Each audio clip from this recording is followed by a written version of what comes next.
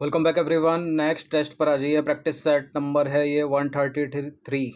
ठीक है, international movement ही चल रही है। 20 और इम्पोर्टेंट प्रश्नों को कवर करेंगे और 61 टू 80 तक इसमें देखेंगे हम। चलिए स्टार्ट करते हैं। ठीक है, थोड़ा सा बदलाव किया है इस सीरीज़ में। मतलब इन 20 क्वेश्चन में ज़्यादातर क्वेश्चन जो हैं 20 के 20 स्टेटमेंट वाले होंगे और कालानुक्रम वाले होंगे, या फिर सही सुमेलित कौन सा है कौन सा नहीं है इस तरह के होंगे। क्योंकि लास्ट जो प्रश्न थे वो मेनली ABCD वाले थे। ठीक है, तो हर तरह के प्रश्न आते हैं 150 में। तो क्वेश्चन नंबर 1 है यहाँ पर, होम रूल लीग आंदोलन 1916 के संदर्भ में निम्नलिखित कथनों पर विचार करेंगे। कितने कथन हैं? 3 कथन हैं यहाँ पर। तीनों को डालते हैं पहले एक ही फ्रेम में। पहला है, बाल गंगाधर तिलक की लीग का कार्यक्षेत्र महाराष्ट्र, कर्नाटक, मध्य प्रांत और बरार तक सीमित था। ठीक है, बाल गंगाधर तिलक की जो लीग का कार्यक्षेत्र है महाराष्ट्र यानी बम्बई को छोड़कर कर्नाटक, मध्य प्रांत और बरार तक सीमित था। एनी बेसेंट की लीग का स्वरूप अधिक अखिल भारतीय था। इसमें वे क्षेत्र शामिल थे जो तिलक की लीग के अंतर्गत नहीं आते थे। तीसरा स्टेटमेंट है, तिलक की लीग और एनी बेसेंट की लीग का आपस में विलय हो गया ताकि दोनों के बीच कोई संगठनात्मक टकराव ना हो। बताइए कौन सा सही है? और ये है कूट।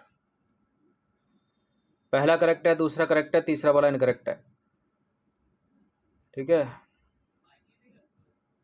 तो जहाँ जहाँ 3 है वो हो नहीं सकता, सारे के सारे एलिमिनेट हो जाएंगे तीनों। ए है इसका आंसर। तिलक की लीग का जो मुख्यालय है वो पुणे में था। ठीक है, इसका कार्यक्षेत्र सीमित था। पहला वाला करेक्ट है। एनी बेसेंट की लीग का मुख्यालय अड्यार मद्रास में था और इसका प्रभाव शेष पूरे भारत में था, तो दूसरा वाला भी करेक्ट है। दोनों नेताओं ने आपस में गहरा तालमेल रखा, लेकिन किसी भी प्रकार के वैचारिक या संगठनात्मक टकराव से बचने के लिए दोनों लीग का आपस में कभी विलय नहीं हुआ। तो थर्ड वाला जो स्टेटमेंट है वो गलत है। ठीक है, दोनों अलग अलग ही काम करती रहीं, तो तीसरा वाला गलत है। एक और चीज़ इंपॉर्टेंट, इन सभी टेस्ट की आप फुल टेस्ट सीरीज से जुड़ सकते हैं। नंबर इस पर व्हाट्सअप करके फुल टेस्ट सीरीज आपको PDF फॉर्मेट में मिलेगी। ठीक है, पेड टेलीग्राम ग्रुप में। नेक्स्ट क्वेश्चन है, ब्रिटिश भारत की निम्नलिखित राजनीतिक घटनाओं को उनके सही कालानुक्रम यानी शुरुआती घटना से अंतिम घटना के अनुसार व्यवस्थित करना है। क्या क्या है? नेहरू रिपोर्ट की प्रस्तुति, साइमन कमीशन का भारत आगमन, जिन्ना का 14 सूत्रीय मांग पत्र और कांग्रेस का मद्रास अधिवेशन जिसमें साइमन कमीशन के पूर्ण बहिष्कार का निर्णय लिया गया था। चारों के चारों इंपॉर्टेंट। देखिए, नेहरू रिपोर्ट का तो सभी को पता होगा, अगस्त 1928 की है ये। अच्छा, साइमन कमीशन कब भारत आया था? इसमें द्वंद्व रहता है। भारत आगमन पूछ रहा है वो, तो 1927 1928 में द्वंद्व रहता है। देखिए, भारत आगमन जो आया था ना वो 1928 में आया था, फरवरी 1928 को, 3 फरवरी 1928 को। ठीक है, एग्जैक्ट साल का शुरुआती दूसरा महीना था, तो इसलिए कभी कभी 1927 लगा देते हैं, लेकिन वो गलत है। साइमन कमीशन का भारत आगमन 1928 को। ये हो गया अगस्त 1928, ये हो गया फरवरी 1928। जिन्ना का 14 सूत्रीय मांग प्रस्ताव ये है 1929 का, तो ये तो 1-2 के बाद ही आना चाहिए तीसरा। मद्रास का, कांग्रेस का जो मद्रास अधिवेशन है जिसमें साइमन कमीशन के पूर्ण बहिष्कार का निर्णय लिया गया। ठीक है, अब यहाँ एक द्वंद्व ये पैदा होता है कि क्या पता साइमन कमीशन पहले आ गया हो, उसके बाद ही उसके पूर्ण बहिष्कार का निर्णय लिया गया हो। ऐसा नहीं है, क्योंकि इनको पता चल गया था साइमन कमीशन का, और सभी जो है सदस्य उसमें अंग्रेज़ थे, कोई भी भारतीय नहीं था। तो कांग्रेस के मद्रास अधिवेशन में उसके पूर्ण बहिष्कार का निर्णय ले लिया गया था 1927 में ही। ठीक है, दिसंबर 1927 में ही ले लिया गया था। और जब 3 फरवरी 1928 को ये आया साइमन कमीशन, तो इसका विरोध हुआ। तो 4 के बाद 2 के बाद फिर ये आएगा अगस्त 1928, 1 के बाद आ जाएगा 3, 4 2 1 3, 4 2 1 3। ऑप्शन नंबर ए है इसका आंसर। देखिए, कांग्रेस का जो मद्रास अधिवेशन था वो दिसंबर 1927 में, M.A. अंसारी की अध्यक्षता में साइमन कमीशन के पूर्ण बहिष्कार का संकल्प लिया गया। साइमन कमीशन का भारत आगमन 3 फरवरी 1928 को यह दल बम्बई पहुंचा था। नेहरू रिपोर्ट की प्रस्तुति अगस्त 1928 एग्जैक्ट डेट के साथ याद रखिएगा, सन के साथ, मोतीलाल नेहरू की अध्यक्षता वाली समिति ने अपनी रिपोर्ट सौंपी और सबसे अंत में है जिन्ना का 14 सूत्रीय मांग प्रस्ताव मार्च 1929। नेहरू रिपोर्ट के विरोध में मोहम्मद अली जिन्ना ने यह प्रस्ताव रखा था। तो क्रम जो बनता है वो 4, 2, 1, 3। चलिए अगला प्रश्न है, स्वतंत्रता आंदोलन के दौरान बनी निम्नलिखित महत्वपूर्ण समितियों और उनके गठन के उद्देश्यों के युग्मों पर विचार कीजिए। 3 है ये, 4 हैं, 4। सप्रू समिति 1944 की, फ्लैड कमीशन 1940 का और मुंडी मैन समिति 1924। 3 है, सॉरी। देखिए, सप्रू समिति संवैधानिक दावों की जांच करना और सांप्रदायिक समस्या का समाधान ढूंढना। फ्लॉड कमीशन बंगाल में तेभागा आंदोलन के संदर्भ में बटाईदारों की हिस्सेदारी की जांच करना। और मुंडी मैन समिति 1924 की 1919 के अधिनियम के तहत लागू द्वैध शासन की विफलता की जांच करी थी इनने 1924 में। अब कूट देख लेते हैं। एक चीज़ मैंने आपको बताई थी, जो उपरोक्त सभी या 1, 2, 3 वाला ऑप्शन अगर डी में ना होकर किसी और विकल्प में होगा, ए में होगा, बी में होगा, सी में होगा, तो उसकी करेक्ट होने की संभावना 95% से ऊपर रहती है। ठीक है, बिल्कुल पहला, दूसरा, तीनों के तीनों यहाँ पर जो है सही सुमेलित हैं। तो इसका आंसर हो जाएगा 1, 2 और 3, यानी ऑप्शन नंबर ए। ठीक है, तीनों बिल्कुल सही सुमेलित हैं। सर तेज बहादुर सप्रू की अध्यक्षता में 1944 में गैर सदस्यीय समिति बनी जिसने भविष्य के संविधान और अल्पसंख्यकों के अधिकारों पर विचार किया। और फ्लॉड कमीशन ने बंगाल में जमींदारों और बटाईदारों के बीच उपज के बंटवारे की जांच की, जिसकी सिफारिशों ने तेभागा आंदोलन को प्रेरित किया। एलेक्जेंडर मुंडी मैन की अध्यक्षता में 1924 में बनी समिति ने मोंटफोर्ट सुधारों के तहत प्रांतों में लागू द्वैध शासन की कमियों का अध्ययन किया था। टेस्ट का भी बड़ा होने वाला है ये, क्योंकि बड़े बड़े स्टेटमेंट है। असहयोग आंदोलन और सविनय अवज्ञा आंदोलन के मध्य घटी घटनाओं के संदर्भ में निम्नलिखित युग्मों पर विचार करेंगे। ली आयोग यानी ली कमीशन और लिन लिथगो आयोग यानी लिन लिथगो कमीशन, हार्टोंग समिति यानी हार्टोंग कमेटी। 3 हैं ये। चलिए, ली आयोग लोक सेवाओं के नस्लीय ढांचे और पुनर्गठन से संबंधित यानी सिविल सर्विसेज से। लिन लिथगो आयोग, लिन लिथगो कमीशन भारतीय कृषि और ग्रामीण अर्थव्यवस्था की समस्याओं की जांच करने से संबंधित। हार्टोंग समिति या हार्टोंग कमेटी भारत में शिक्षा के विकास और उसमें आई गिरावट की समीक्षा से संबंधित। ये भी तीनों के तीनों करेक्ट हैं, सही सुमेलित हैं। ठीक है, तो इसका जो आंसर हो जाएगा ऑप्शन नंबर डी, 1, 2, 3 सही सुमेलित हैं सब। 1923 में गठित ली आयोग ने सिफारिश की थी कि भारतीय सिविल सेवा में 50% भर्ती भारतीयों की और 50% अंग्रेजों की सीधी होनी चाहिए। 1926 के रॉयल कमीशन ऑन एग्रीकल्चर ने भारतीय कृषि सुधारों पर रिपोर्ट दी यानी लिन लिथगो आयोग ने।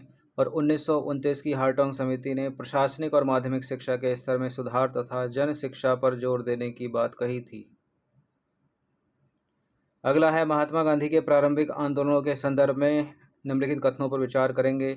चंपारण सत्याग्रह 1917, अहमदाबाद मिल हड़ताल 1918, खेड़ा सत्याग्रह 1918। देखिए, चंपारण सत्याग्रह 1917 में महात्मा गांधी ने भारत में पहली बार सविनय अवज्ञा यानी सिविल डिसोबीडियंस का प्रयोग किया था। अहमदाबाद मिल हड़ताल 1918 में उन्होंने पहली बार भूख हड़ताल यानी हंगर स्ट्राइक को एक अस्त्र के रूप में अपनाया था। क्या?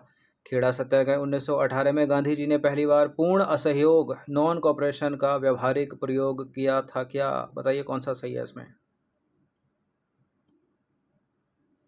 पहला करेक्ट है। और रिमेंबर वो चीज़ जो मैंने आपको बोली थी कि अगर 1, 2, 3 वाला ऑप्शन डी में ना होकर किसी और ऑप्शन में होगा तो वो करेक्ट ही हो जाएगा। ठीक है, अक्सर करेक्ट हो जाता है, ऐसा नहीं है स्टेटमेंट आपको समझ नहीं आ रहा है फिर भी लगा दिया। मतलब स्टेटमेंट पढ़ रखे हैं फिर भी लगा दिया। बी है इसका आंसर, तीनों सही हैं। देखिए, गांधी जी ने भारत के शुरुआती तीनों आंदोलनों की अपनी विशिष्ट प्रकृति थी। गांधी जी के भारत में शुरुआती तीनों आंदोलनों की अपनी विशिष्ट प्रकृति थी। चंपारण में उन्होंने मोतिहारी कोर्ट में पेश होने पर कानून की सभी ने अवज्ञा की। ठीक है, यानी पहला वाला करेक्ट हो गया। दूसरा भी करेक्ट है। अहमदाबाद में मिल मजदूरों के बोनस विवाद को सुलझाने के लिए उन्होंने अपनी पहली भूख हड़ताल की। और तीसरा वाला भी करेक्ट है। खेड़ा में फसल नष्ट होने के बावजूद कर वसूलने के खिलाफ उन्होंने किसानों को संगठित कर सरकार के साथ पूर्ण असहयोग यानी लगान न देने की नीति अपनाई थी। प्रश्नों का लेवल एकदम उम्दा है, ठीक है, उत्तम है। यूपीएससी सिविल सेवा का तो पेपर बहुत घटिया था इस बार, लेकिन यूपीएससी सिविल सेवा तक वाला लेवल है। ठीक है, इस तरह के प्रश्न जो आरओ मेंस में जो ऑब्जेक्टिव टाइप होता है ना, उसका 120 प्रश्न वाला एक पेपर, उसमें ऐसे प्रश्न पूछे जाते हैं। ठीक, उससे भी मैंने थोड़ा हार्ड कर दिया लेवल को। चलिए, निम्नलिखित ऐतिहासिक घटनाओं और योजनाओं को जारी होने के कालानुक्रम के अनुसार व्यवस्थित करना है इनको। अगस्त डिक्लेरेशन यानी मोंटेक्यू स्टेटमेंट यानी मोंटेक्यू की घोषणा, और अगस्त ऑफर यानी लिनलिथगो ऑफर यानी लिनलिथगो का प्रस्ताव। दिवाली डिक्लेरेशन यानी इरविन डिक्लेरेशन, इरविन की घोषणा। और कम्युनल अवार्ड यानी मैकडोनाल्ड अवार्ड या प्रस्ताव, या सांप्रदायिक पंचाट जिसको बोलते हैं। तो इसका तो सभी को पता होगा, 1932 का ये ऊपर वाले बताइए। और ये लिनलिथगो ऑफर या अगस्त प्रस्ताव, इसका ही पता होगा, 1940 का है, अगस्त 1940 का। और ये जो अगस्त डिक्लेरेशन है यानी मोंटेक्यू स्टेटमेंट है, ये 1917 की है। तो सबसे पहले तो यही हो गई, सबसे पहले पहला हो गया। उसके बाद दिवाली डिक्लेरेशन आ जाएगी, पहला, तीसरा। उसके बाद कम्युनल अवार्ड 1932 के, फिर अगस्त प्रस्ताव सबसे लास्ट में 2 आना चाहिए, लिनलिथगो ऑफर यानी यही बन रहा है, यही बन रहा है, 1 3 4 2। ठीक है, अगस्त डिक्लेरेशन यानी अगस्त घोषणा है 20 अगस्त 1917 की। भारत सचिव मोंटेक्यू द्वारा ब्रिटिश शासन का उद्देश्य भारत में क्रमिक रूप से उत्तरदायी सरकार की स्थापना करना घोषित किया गया। ठीक है, एक है दिवाली घोषणा, दिवाली डिक्लेरेशन, 31 अक्टूबर 1929 की है ये। वायसराय लॉर्ड इरविन द्वारा स्पष्ट किया गया कि ब्रिटिश नीतियों का अंतिम लक्ष्य भारत को डोमिनियन स्टेटस देना है। और कम्युनल अवार्ड यानी सांप्रदायिक पंचायत, 16 अगस्त 1932 को ब्रिटिश प्रधानमंत्री रैमजे मैकडोनाल्ड द्वारा दलितों के लिए पृथक निर्वाचन की घोषणा की गई। सबसे एंड में है अगस्त ऑफर यानी अगस्त प्रस्ताव। ठीक है, 8 अगस्त 1940 वायसराय लिनलिथगो द्वारा द्वितीय विश्व युद्ध में भारतीयों का सहयोग प्राप्त करने के लिए दिया गया प्रस्ताव था, जो विफल रहा। तो यहाँ डिफरेंस देखिए, अगस्त घोषणा तो है अगस्त 1917 की, और अगस्त प्रस्ताव है अगस्त 1940 का। चलिए, गदर मूवमेंट, गदर आंदोलन के संदर्भ में 2 स्टेटमेंट हैं। इस आंदोलन की वैचारिक कमान मुख्य रूप से बुद्धिजीवियों के हाथ में थी, जबकि इसका आधार मुख्य रूप से पंजाब के अप्रवासी किसान और भूतपूर्व सैनिक थे। गदर पार्टी के युगांतर आश्रम नामक मुख्यालय से गदर अखबार का प्रकाशन शुरू किया, जो पहली बार गुरुमुखी लिपि में छपा था। एग्ज़ाम में यहाँ देखिए हल्का सा कलर चेंज हुआ है, किया है मैंने। एग्ज़ाम में ये चेंज नहीं मिलेगा आपको, यहाँ हिंट दिया गया है, ये फैक्ट है। गुरुमुखी लिपि की जगह उर्दू भी हो सकती है। तो जो इसका शुरुआती जो छपा था ना, ये गदर अखबार, गदर पार्टी ने युगांतर नामक मुख्यालय से जो गदर अखबार का प्रकाशन किया था, पहला वाला, तो वो उर्दू में था। अगले ही महीने से जो है गुरुमुखी लिपि में छपा था। तो दूसरा वाला गलत है यहाँ पर।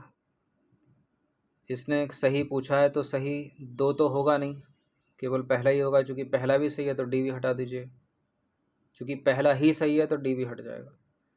गदर आंदोलन के जो नेता हैं वो लाला हरदयाल, तारकनाथ दास आदि बुद्धिजीवी थे, लेकिन इसके सदस्य अमेरिका और कनाडा में बसे पंजाब किसान और पूर्व सैनिक थे। तो पहला वाला करेक्ट है।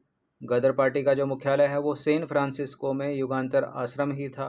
लेकिन गदर अखबार का जो पहला अंक है 1 नवंबर 1913 को, ये जो है उर्दू भाषा में प्रकाशित हुआ था, ना कि गुरुमुखी लिपि में। गुरुमुखी यानी पंजाबी लिपि में इसका प्रकाशन बाद में यानी दिसंबर 1913 से शुरू हुआ था, इसलिए कथन दो गलत है। ठीक है, यानी अगले ही महीने से। तो छोटी छोटी चीज़ें हैं, स्टेटमेंट गलत हो जाता है। 68वें नंबर का प्रश्न है, निम्नलिखित में से कौन सा युग्म सही नहीं है? और क्या है युग्म में? क्रांतिकारी संगठन और उनके संस्थापक। भारत माता एसोसिएशन 1904 का, नीलकंठ ब्रह्मचारी और बांची अय्यर। स्वदेश बांधव समिति 1905 की, Ashwini Kumar Dutt. Hindustan socialist republican association 1928 का, चंद्रशेखर आज़ाद और भगत सिंह। और चौथा है इंडियन रिपब्लिकन आर्मी 1930 की, जतेंद्र नाथ मुखर्जी यानी बाघा जतिन। देखिए, इंडियन रिपब्लिकन आर्मी 1930 लिखा है, अगर आपको याद आ रहा हो, मास्टर दा का नाम सूर्यसेन, चटगांव शस्त्रागार। ठीक है, जतेंद्र नाथ मुखर्जी तो 1915 में ही जो है इनकी मृत्यु हो गई थी, तो डी ही गलत है और यही आंसर है अपना। तो जो एक्सप्लेनेशन बनती है इसकी, इंडियन रिपब्लिकन आर्मी यानी IRA की स्थापना 1930 में बंगाल के चटगांव में सूरसेन यानी मास्टरदा द्वारा की गई थी, जिन्होंने चटगांव शस्त्रागार छापे का नेतृत्व किया था। जतेंद्र नाथ मुखर्जी यानी बाघा जतिन की मृत्यु बहुत पहले 1915 में बूढ़ा बलंग की लड़ाई में पुलिस मुठभेड़ के दौरान हो चुकी थी, तो डी एलिमिनेट हो जाएगा। क्वेश्चन नंबर 9 यानी 69, क्रिप्स मिशन 1942 के प्रस्तावों के संदर्भ में निम्नलिखित कथनों पर विचार करेंगे। देखिए, जैसे ही क्रिप्स मिशन हो गया 1942 का, अगस्त प्रस्ताव हो गया, ठीक है, जिन्ना की 14 सूत्री वार्ताएं, गांधी अम्बेडकर के बीच जो संवाद हुआ, इन सबसे प्रश्न बनते रहते हैं एग्जाम्स में, कंठस्थ होना चाहिए इससे संबंधित सब। तो 3 स्टेटमेंट यहाँ पर क्रिप्स मिशन 1942 से रिलेटेड। पहला पढ़ते हैं, इसने प्रस्ताव दिया कि युद्ध के बाद एक ऐसे भारतीय संघ यानी इंडियन यूनियन का गठन किया जाएगा जिसे पूर्ण राष्ट्रमंडल से अलग होने का अधिकार हो। संविधान सभा द्वारा निर्मित नए अधिनियम को स्वीकार करने या ना करने के लिए किसी भी भारतीय प्रांत को छूट नहीं दी गई थी। ठीक है, नेगेटिव स्टेटमेंट है। रक्षा विभाग को पूर्ण रूप से तत्काल किसी भारतीय सदस्य को सौंपने का प्रावधान था। देखिए, रक्षा विभाग है, पूर्ण रूप से किसी भारतीय सदस्य को दे देंगे अंग्रेज, ऐसा तो हो ही नहीं सकता। तीसरा भी गलत है, दूसरा भी गलत है, छूट तो दी गई थी, केवल पहला वाला ही यहाँ पर सही है। अब इसमें अपने को करेक्ट बताना है, तो जहाँ जहाँ 2 और 3 है तो वो तो हो ही नहीं सकता, एलिमिनेट कर दो सारा, 75% एलिमिनेट हो जाएगा। देखिए, हालांकि इसमें दमनकारी शर्त भी थी। क्या? क्रिप्स मिशन ने भारत को डोमिनियन स्टेटस और राष्ट्रमंडल से अलग होने का अधिकार दिया था, तो पहला सही है। हालांकि इसमें दमनकारी शर्त थी कि यदि कोई प्रांत नए संविधान को स्वीकार नहीं करना चाहता तो वह संघ से अलग रहकर ब्रिटिश सरकार के साथ अपना अलग समझौता कर सकता है। इसी वजह से कांग्रेस ने इसे देश के विभाजन का बीजारोपण माना था, तो दूसरा वाला गलत है। युद्ध के दौरान रक्षा विभाग पूरी तरह से ब्रिटिश कमांडर इन चीफ के नियंत्रण में ही रहना था, उसे भारतीयों को हस्तांतरित नहीं किया गया था, तो तीसरा वाला गलत है। कैसे कर देते अंग्रेज। अब 70वें नंबर का प्रश्न है, आधुनिक भारतीय इतिहास की निम्नलिखित घटनाओं को उनके घटित होने का सही कालानुक्रम में व्यवस्थित करना है, क्रोनोलॉजिकल ऑर्डर। चक्रवर्ती राजगोपालाचारी फार्मूला यानी चक्रवर्ती फार्मूला या CR फार्मूला, देसाई लियाकत समझौता, देसाई लियाकत पैक्ट, गांधी जिन्ना वार्ता जो हुई थी बम्बई में, उस समय का बम्बई, आज का मुंबई, शिमला सम्मेलन 1944 का यानी शिमला कॉन्फ्रेंस। देखिए, इसमें 4 हैं, इसमें 2 तो 1944 के हैं, उसमें भी कौन पहला कौन दूसरा, और 2 हैं 1945 के, उसमें भी कौन पहला कौन दूसरा। 1944 और 1945 के अतिरिक्त कोई भी इसमें ईयर नहीं है।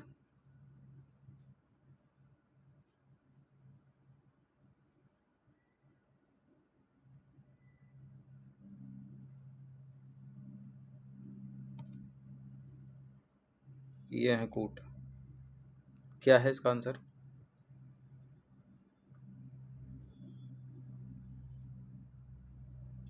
3-1-4-2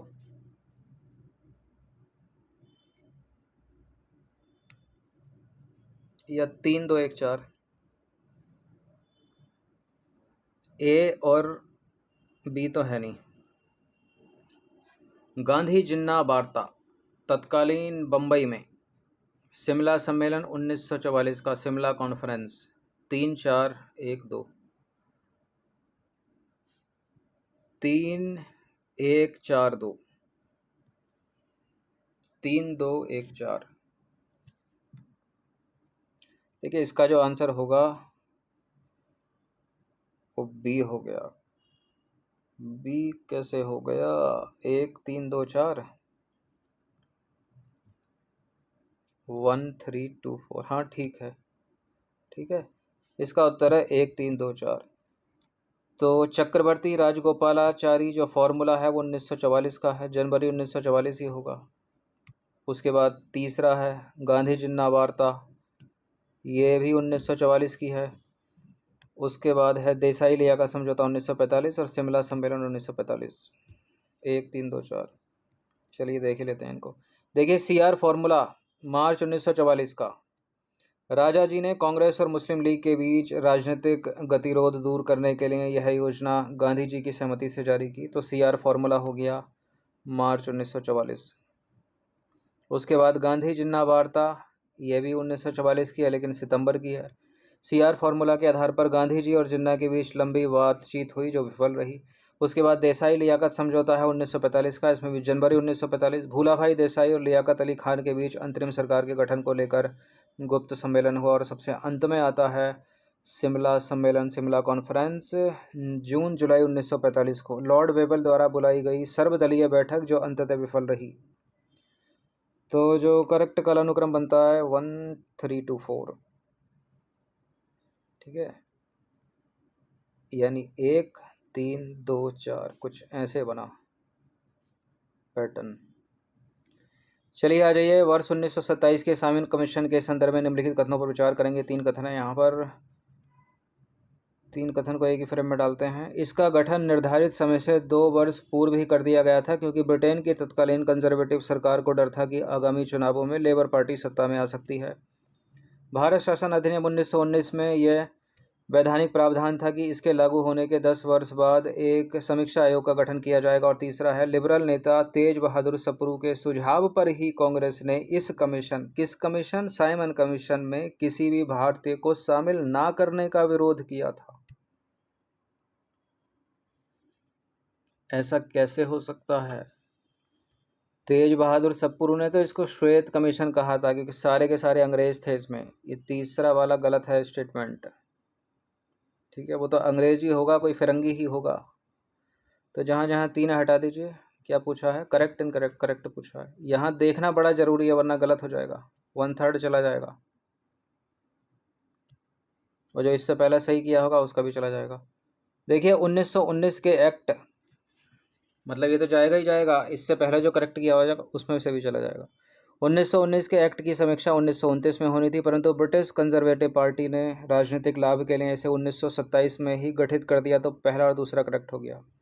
कमीशन में किसी भी भारतीय सदस्य को शामिल न करने का जो निर्णय है वो तत्कालीन वायसराय लॉर्ड इरविन के सुझाव पर लिया गया था, न कि तेज बहादुर सप्रू के सुझाव पर। तेज बहादुर सप्रू ने तो इस कमीशन को यानी साइमन कमीशन को श्वेत कमीशन यानी वाइट कमीशन कहा था और इसका कड़ा विरोध किया था। तो तीसरा गलत है। क्वेश्चन नंबर 72 पर आ जाइए। 2 कथन है यहाँ पर। 1857 के विद्रोह के संदर्भ में निम्नलिखित कथनों पर विचार करेंगे। द रिवोल्ट ऑफ 1857 से प्रश्न है। क्या प्रश्न है? कर्नल CV म्यूनिसन ने इस विद्रोह को एक पूर्णतः देशभक्ति रहित और स्वार्थ सैनिक विद्रोह कहा था जिसमें कोई प्रादेशिक नेतृत्व नहीं था। और दूसरा है इतिहासकार RC मजुमदार ने अपनी पुस्तक में लिखा कि तथाकथित प्रथम राष्ट्रीय स्वतंत्रता संग्राम ना तो पहला था, ना ही राष्ट्रीय था और ना ही स्वतंत्रता संग्राम था। पहला वाला करेक्ट है, सॉरी पहला वाला इनकरेक्ट है, दूसरा वाला जो है सही है। बिल्कुल, RC मजुमदार ने एक पुस्तक लिखी थी द सिपाही mutiny of 18 the revolt of 1857 यानी प्रथम राष्ट्रीय स्वतंत्रता संग्राम को अपनी पुस्तक में CR मजुमदार ने कहा था कि यह जो हुआ था ना 1857 में कुछ भी। ये ना तो स्वतंत्रता संग्राम था, ना ये पहला था, और ना ही ये राष्ट्रीय था। बाकी पहली वाली जो बात है वो कर्नल सीवी म्यूनिसन ने नहीं कही है, केवल दूसरा ही वाला यहाँ पर सही है, वो कही है सर जॉन सीले ने। 1857 के विद्रोह को पूर्णतः देशभक्ति रहित और स्वार्थी सैनिक विद्रोह, जिसमें ना कोई स्थानीय राजाओं का समर्थन था और ना ही जनता का, यह प्रसिद्ध कथन है ब्रिटिश इतिहासकार सर जॉन सीले का। ये ब्रिटिश इतिहासकार है इसलिए ऐसी बातें कर रहा है, ठीक है, कर्नल म्यूनिसन का नहीं है ये कथन। तो 4-5 इतिहासकार हैं जिन्होंने 1857 के विद्रोह को कुछ ना कुछ कहा है। कुछ भारतीयों ने भी 1857 के विद्रोह को कुछ ना कुछ कहा है। तो वो जो इनकी स्टेटमेंट है ना, एनसीईआरटी से उठाकर सीधे एग्जाम्स में रख लेते हैं कभी कभी। देखिए, प्रसिद्ध भारतीय इतिहासकार डॉक्टर R.C. मजुमदार ने अपनी पुस्तक the sepoy mutiny and the revolt of 1857 में इस आंदोलन की राष्ट्रीयता को खारिज करते हुए कथन 2 में दी गई टिप्पणी की थी, जो बिल्कुल सत्य है। क्या टिप्पणी थी कि 1857 का जो विद्रोह था ना तो भारतीय था, ना वो राष्ट्रीय था, ना वो प्रथम स्वतंत्रता संग्राम था। चलिए, निम्नलिखित समाचार पत्र पत्रिकाएं हैं और उनके संपादक हैं। पहली है कर्मयोगी, उसके सामने मदन मोहन मालवीय लिखा है। दूसरी है द सोशलिस्ट, उसके सामने S.A. डांगे लिखा है। तीसरी है लांगल, उसके सामने काजी नजरुल इस्लाम लिखा है। चौथी है कीर्ति, उसके सामने सोहन सिंह जोश लिखा है। कौन सा जो है सही समझ लेता है इसमें? कर्मयोगी मदन मोहन मालवीय, ठीक है। S.A. डांगे द सोशलिस्ट, ये भी ठीक है। लांगल काजी नजरुल इस्लाम भी करेक्ट है, और कीर्ति सोहन सिंह जोश, ये तो सारे के सारे सही समझ लेते होगे। इसका आंसर हो जाएगा 1 2 3 4। देखिए, भारत में वामपंथी और श्रमिक आंदोलनों के दौरान इन पत्रिकाओं की बड़ी भूमिका थी। S.A. डांगे ने 1922 में बम्बई से भारत का पहला कम्युनिस्ट अखबार द सोशलिस्ट निकाला था। बंगाल में काजी नजरुल इस्लाम ने लांगल यानी हल्का संपादन किया। पंजाब में सोहन सिंह जोश ने कीर्ति पत्रिका निकाली, और कर्मयोगी और अभ्युदय जैसे पत्र मदन मोहन मालवीय और सुंदर लाल से जुड़े थे। तो सारे के सारे सही हो गए। चलिए, 74वें नंबर का प्रश्न है कि 19वीं शताब्दी के बहावी आंदोलन के संदर्भ में निम्नलिखित कथनों पर विचार करेंगे। पहला है, दूसरा है और तीसरा है। यह मूल रूप से इस्लाम में सुधार और उसे शुद्ध बनाने के उद्देश्य से शुरू हुआ एक पुनरुत्थानवादी आंदोलन था, ये बहावी आंदोलन। और भारत में इस आंदोलन का मुख्य केंद्र पटना बिहार था, और इसके प्रमुख नेता सैयद अहमद बरेलवी थे। और तीसरा है, इस आंदोलन ने 1857 के विद्रोह के दौरान अंग्रेजों का साथ दिया था, क्योंकि वे मुगलों की पुनर्स्थापना के खिलाफ थे। अच्छा जी, गलत है भाई, गलत है। तीसरा वाला स्टेटमेंट अंग्रेजों के खिलाफ था बहावी आंदोलन। तो जहाँ जहाँ 3 है उसको करिए एलिमिनेट, केवल पहला और दूसरा, मतलब 50% तो हो ही जाता, क्योंकि दूसरा भी सही है तो C भी हट जाएगा। ए है इसका आंसर। देखिए, बहावी आंदोलन जो है ना, एक कट्टर इस्लामी पुनरुत्थानवादी आंदोलन था। पहला वाला सही है। भारत में रायबरेली के सैयद अहमद बरेलवी इसके मुख्य प्रवर्तक थे, और पटना इसका सबसे बड़ा संगठनात्मक केंद्र बना। तो दूसरा भी सही हो गया। यह आंदोलन पूरी तरह से ब्रिटिश विरोधी और सिख विरोधी था, ठीक है। और 1857 के विद्रोह के दौरान और उसके बाद भी ब्रिटिश सत्ता के खिलाफ हिंसक संघर्ष किया था, ना कि उनका साथ दिया था, इसलिए गलत है तीसरा। चलिए, कैबिनेट मिशन 1946 के प्रस्तावों पर स्टेटमेंट है 3। इसने मुस्लिम लीग की अलग पाकिस्तान की मांग को पूरी तरह से खारिज कर दिया था। इसने भारतीय रियासतों और प्रांतों को मिलाकर एक ढीले या कमज़ोर केंद्र वाले त्रिस्तरीय महासंघ का सुझाव दिया था। प्रांतीय विधायिकाओं को 3 समूहों ग्रुप A, B और C में विभाजित करने का प्रावधान था। क्या कैबिनेट मिशन प्लान 1946 में? कूट देखते हैं इसके। 1 2 3 D में है इस बार, लेकिन D वाला भी करेक्ट हो जाएगा इस बार। तीनों के तीनों सही हैं ये यहाँ पर। इसका आंसर ऑप्शन नंबर D।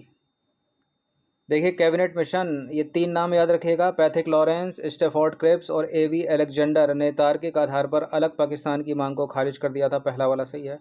इसने केंद्र में केवल रक्षा, विदेश और संचार देकर बाकी शक्तियां प्रांतों को दी, जिससे एक कमजोर संघ बना। तो दूसरा वाला भी सही है। इसमें प्रांतों को 3 समूहों में बांटा। ग्रुप ए में हिंदू बहुल, ग्रुप बी में उत्तर पश्चिम मुस्लिम बहुल और ग्रुप सी में बंगाल असम मुस्लिम बहुल। तो तीनों के तीनों सही हैं। ये सारी बुलेट पॉइंट्स एक्सप्लेनेशन है, इसको याद रखना एज इट इज़। चलिए 76वें नंबर का प्रश्न है कि निम्नलिखित राष्ट्रवादी राजनीतिक संस्थाओं को उनकी स्थापना के अनुसार सही कालानुक्रम के अनुसार व्यवस्थित करना है। सबसे पहले से सबसे बाद में मद्रास महाजन सभा, बम्बई प्रेसिडेंसी एसोसिएशन, पूना सार्वजनिक सभा और इंडियन एसोसिएशन ऑफ कलकत्ता। और पहली है मद्रास महाजन सभा, और चारों की चारों मोस्ट इम्पोर्टेंट है। ये तो कालानुक्रम है, इससे जो जुड़े संस्थापक हैं इसके वो भी पूछा जाता है मैच वैच करने के लिए। क्या बनेगा इसका? मद्रास महाजन सभा, मुंबई प्रेसिडेंसी एसोसिएशन, पूना सार्वजनिक सभा और इंडियन एसोसिएशन ऑफ कलकत्ता। ना कहीं 4 3 2 1 है, नहीं है डी में। 1 2 3 4 तो नहीं है कहीं, और 4 3 2 1 वाला है नहीं इसमें। क्या आएगा सबसे पहले? 3 4 1 2 या 3 4 2 1 या 4 3 1 2? हाँ 4 3 1 2 तो होगा नहीं, मतलब इस तरह से तो होगा नहीं।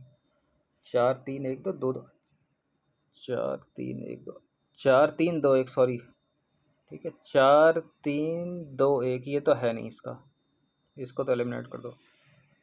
तो बचा 4 3 1 और 2, ठीक है, या 3 4 1 2। देखिए इसका जो है वो है ऑप्शन नंबर ए, 3 4 1 2।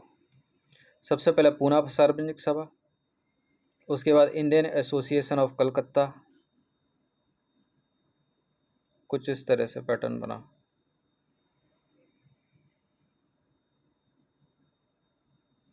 सबसे पहले है पूना सार्वजनिक सभा, ठीक है 1870 में।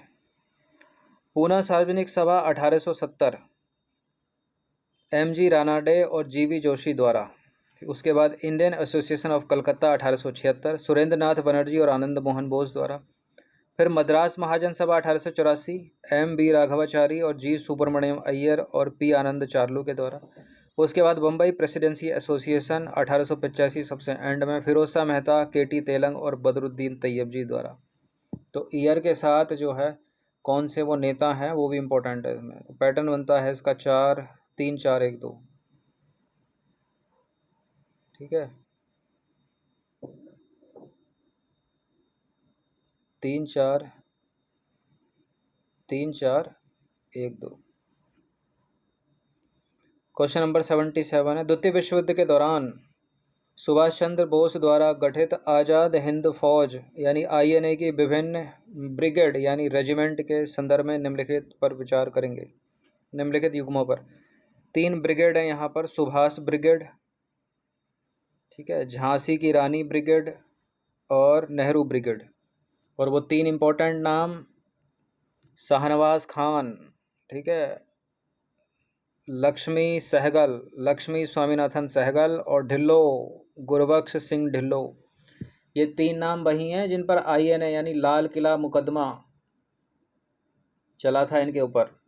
जो इनकी पैरवी कर रहे थे वो वकीलों के नाम वो भी इम्पोर्टेंट है, और उन वकीलों में किसी एक मुखिया था व्यक्ति, उसके ऊपर भी प्रश्न हमने बना दिया है कल या परसों की सीरीज़ में। ये सारी चीज़ें इम्पोर्टेंट है। तो सुभाष ब्रिगेड इसका नेतृत्व शाहनवाज खान ने किया था और इसमें इम्फाल मोर्चे पर लड़ाई लड़ी, इसने इम्फाल मोर्चे पर लड़ाई लड़ी। तो Subhash S for S, Shahnawaz, इस तरह से रिलेट करके याद कर लो। झांसी की रानी ब्रिगेड यह एक महिला विंग थी जिसका नेतृत्व डॉक्टर लक्ष्मी स्वामीनाथन सहगल ने किया था, ठीक है। तो झांसी की रानी में लक्ष्मी बाई उस तरह से रिलेट करके याद रख लो। नेहरू ब्रिगेड गुरबख्श सिंह ढिल्लो ने किया था इसका नेतृत्व। तो पहला दूसरा तीसरा ये सही है तीनों के तीनों, और बिल्कुल प्रबल और संभावना सही होने की हो जाती है क्योंकि 1 2 3 डी में ना रहकर कहीं और है, सी में है। आज़ाद हिंद फौज की रेजिमेंट के ये तीनों युग्म ऐतिहासिक रूप से सही हैं। आई यानी कि सबसे पहली और सक्रिय गोरिल्ला रेजिमेंट यानी सुभाष ब्रिगेड थी, जिसकी कमान मेजर जनरल शाहनवाज खान के पास थी। इसने बर्मा बॉर्डर तथा इम्फाल अभियान में हिस्सा लिया था। महिला रेजिमेंट की कमान कैप्टन लक्ष्मी सहगल के हाथों में थी और नेहरू ब्रिगेड का संचालन GS ढिल्लों यानी गुरबख्श सिंह ढिल्लों कर रहे थे।